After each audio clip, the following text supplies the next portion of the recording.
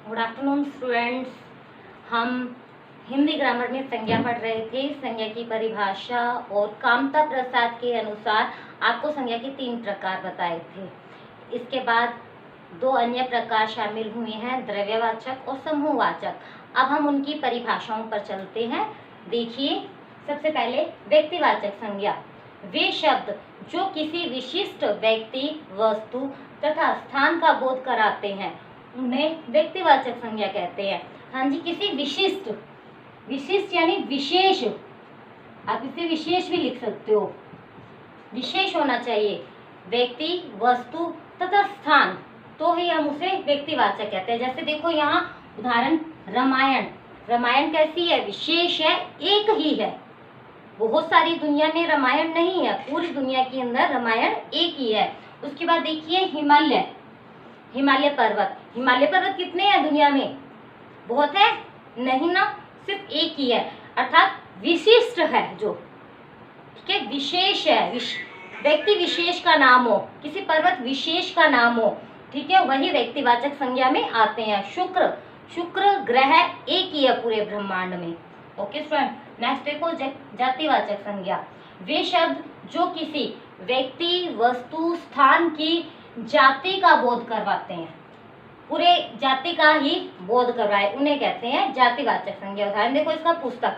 अब मैं कहूँ पुस्तक कैसी होती है? एक होती है? नहीं ना, पुस्तक तो बहुत सी होती है। अब आप अपने सिलेबस के अकॉर्डिंग ही देख लो, क्लास के अंदर आपकी एसएस की होती है, हिंदी की होती है, इंग्लिश की होती है, पंजाबी या संस्कृत की होती है, साइंस की, मैथ की, बहुत सी पुस्तकें होती है, यानी पुस्तक की जाति है। अब नेक्स्ट पर्वत कितने हैं? बहुत है दुनिया के अंदर, इसीलिए ये जाति है पर्वत। ग्रह, ब्रह्मांड में ग्रह कितने हैं? वो भी बहुत है। जो बहुत ज्यादा संख्या में बोध करवाए, किसी जाति का पूरी उसका बोध करवाए, तो उसे क्या कहते हैं? जातिवाचक संज्ञा। नेक्स्ट देखो भाववाचक संज्ञा। वे शब्द जो किसी भाव, अवस्था, दशा का बोध करवाते हैं, वे क्या कहलाते हैं? भाववाचक संज्ञा। प्रेम, घृणा, जन्म, सुख, दुख, ये सारी भाववाचक संज्ञा में आती हैं। हाँ जी, मैंने आपको पहले भी बताया था व्यक्तिवाचक संज्ञा कैसी होती है?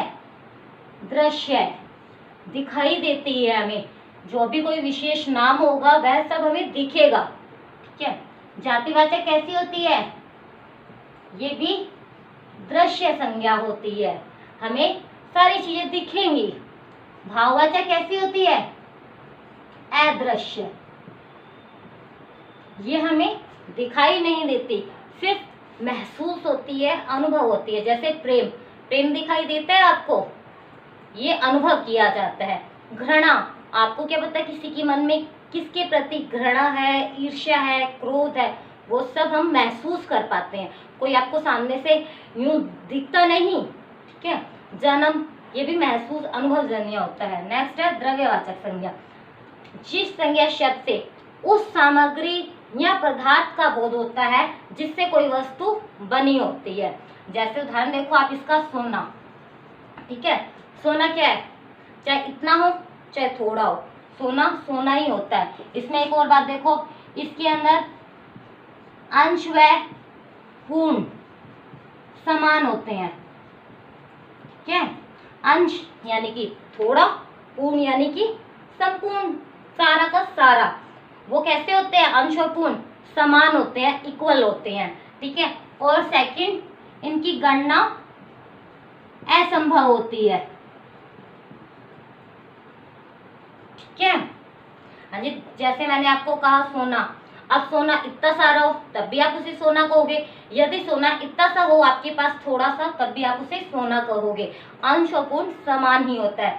अब जैसे लकड़ी, आप लकड़ी को काटते हो, चाहे वो बड़े पे इतनी बड़ी लकड़ी हो तो भी आप उसे लकड़ी बोलोगे, चाहे वो छोटी लकड़ी है तो भी आप उसे लकड़ी बोलते हो, ठीक है। दूध, नमक, तेल, प्लास्टिक, सारी चीजें ऐसी ही हैं। अब तेल बहुत ज्यादा हो, 5 लीटर हो आपके पास तो भी तेल है, अगर आपके पास थोड़ा हो तो भी वो तेल ही होता है। प्लास्टिक, बड़ी सारी आपके पास बाल्टी हो वो भी प्लास्टिक है, मग हो वो भी प्लास्टिक है। प्लास्टिक को प्लास्टिक ही कहोगे आप, ये कुछ और नहीं, इसे आप एल्यूमिनियम में कुछ और नहीं कह सकते। और इनकी गणना कैसी होती है? असंभव, आप उसे गिन नहीं सकते, ठीक है। नेक्स्ट देखो समूहवाचक संज्ञा, जो संज्ञा शब्द किसी एक व्यक्ति के लिए प्रयुक्त न होकर पूरे समूह के लिए प्रयुक्त होते हैं, उन्हें समूहवाचक संज्ञा कहते हैं। यानी कि कोई एक व्यक्ति विशेष नहीं होता, संपूर्ण यानी बहुत सारे होते हैं। जैसे दल, दल के अंदर एक व्यक्ति होता है, बहुत होते हैं। समुदाय, समुदाय बहुत से परिवार वगैरह ये सब शामिल होते हैं। गिरोह, हाँ जी, जैसे आप समझ लो लुटेरों का गिरोह है, एक लुटेरे को तो गिरोह नहीं कह सकते आप, बहुत सारे को कहते हैं भीड़, जहाँ बहुत से लोग होते हैं। परिवार, हम सब एक परिवार में ही रहते हैं। अगर आपके परिवार से आपके पिताश्री कहीं चले गए तो वहां जब वो आपके पिताश्री गए हैं तो वहां क्या उनको कहा जाएगा पूरा परिवार है? ये नहीं कहा जाएगा।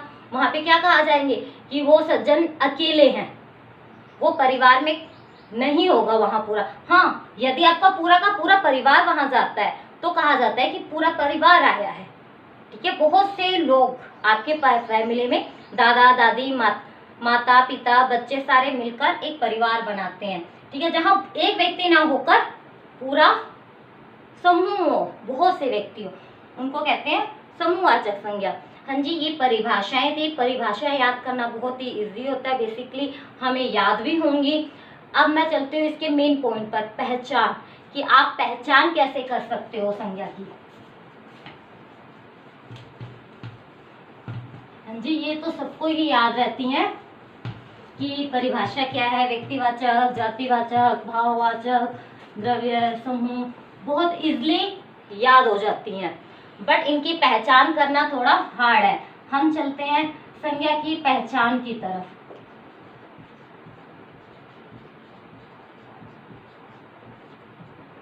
हाँ जी फ्रेंड्स, बहुत ही इजी है। अगर आपको ये अच्छे से समझ आ गई, आप हर एक चीज को अच्छे से बता सकते हो वो कौन सी संज्ञा है। हाँ जी, संज्ञा कितनी थी? 3। कौन कौन सी? व्यक्तिवाचक संज्ञा, सेकंड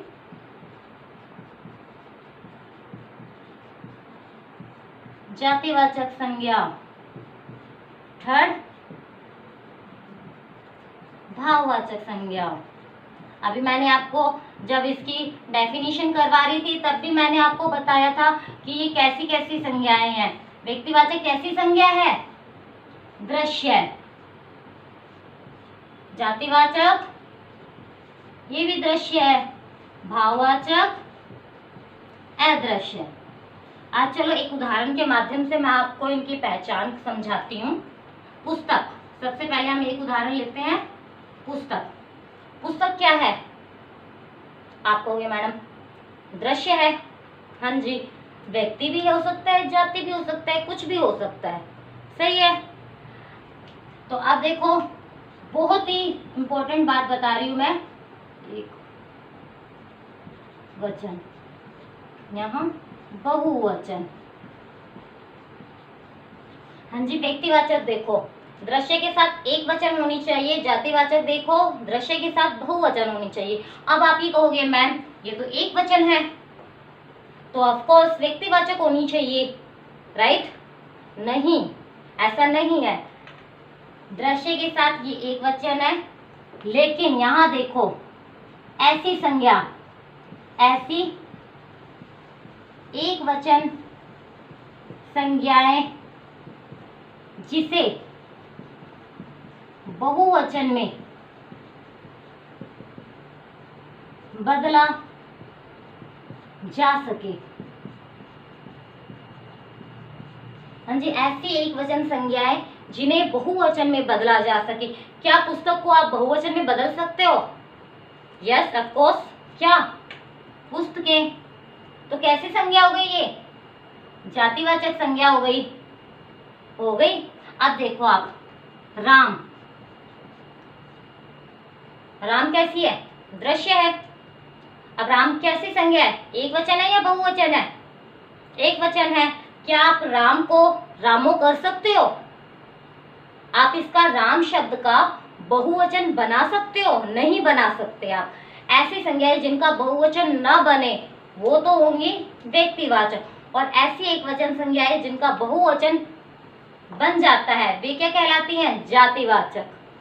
हाँ जी, आपको कहीं बहुत से टीचर ये भी बताते हैं कि व्यक्तिवाचक संज्ञा के अंदर महासागर, महाद्वीप, देशों के नाम, राज्यों के नाम, जिलों के नाम, इमारतों के नाम, न्यूज़पेपर्स के नाम, ठीक है, पर्वों के नाम, उत्सवों के नाम, कितना आप याद करोगे कि व्यक्तिवाचक संज्ञा में आता है?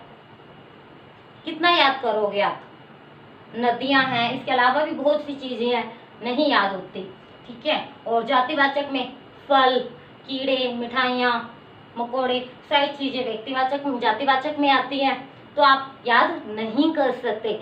ये बहुत ही अच्छी ट्रिक्स हैं, व्यक्तिवाचक, दृश्य, जातिवाचक, इनके माध्यम से आप बहुत ही इजी पहचान कर सकते हो। अब जैसे नदी ले लेते हैं अपने, ठीक है, नदी शब्द कैसी है? दृश्य है, एक वचन है, बहुवचन है? ये एक वचन है, बट क्या नदी का बहुवचन बन सकता है? बन सकता है। क्या बनेगा? नदियां। तो कैसी हो गई ये संज्ञा? जातिवाचक हो गई। अब क्या आप इस शब्द को गंगा,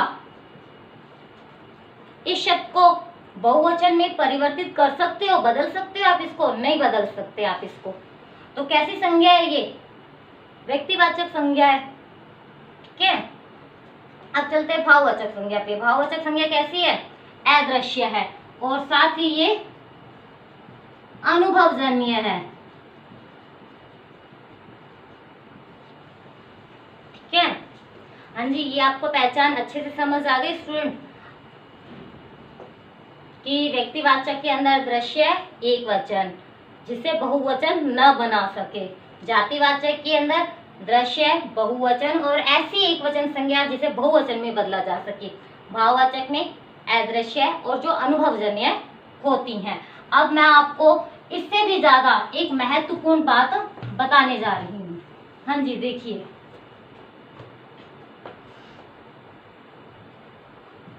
जवानी, कुर्बानी, खुशी, मेहरबानी, क्या आपको ये सारी दिखाई दे रही है? नहीं। कैसी है सारी? अदृश्य। और जो अदृश्य होती हैं वो कैसी संज्ञा होती हैं? भाववाचक संज्ञा।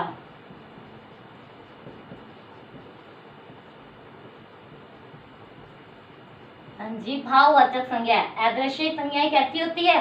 भाववाचक संज्ञा होते हैं। लेकिन क्या इनको बहुवचन में बनाया जा सकता है? हाँ, क्यों नहीं, देखिए बनाया जा सकता है।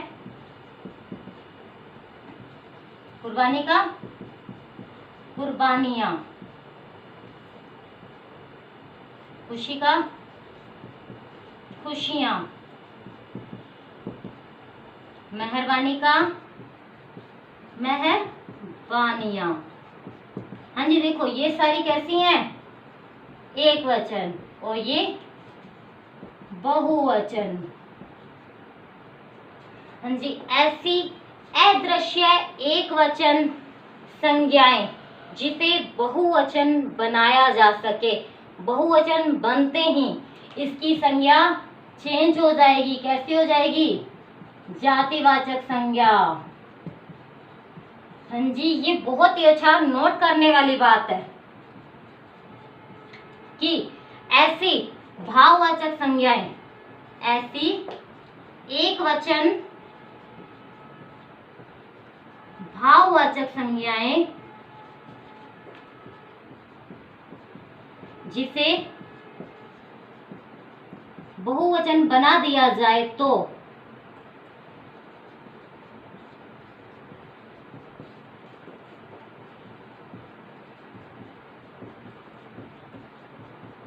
वे जातिवाचक संज्ञा हो जाती हैं।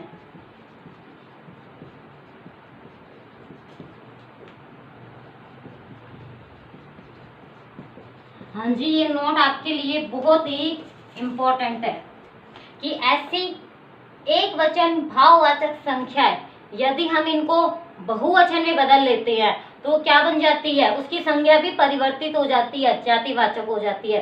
अगर आप इसमें लोगे लंबाइयाँ, ऊंचाइयाँ, तो वो सारी ही जातिवाचक में आ जाएंगी। दूरियां, अगर इसका आप एक वचन लोगे तो वो भाववाचक संज्ञा में आ जाएगी। बहुत ही अच्छी ट्रिक्स थी जिन्हें आप इजी से संज्ञा की पहचान कर सकते हो।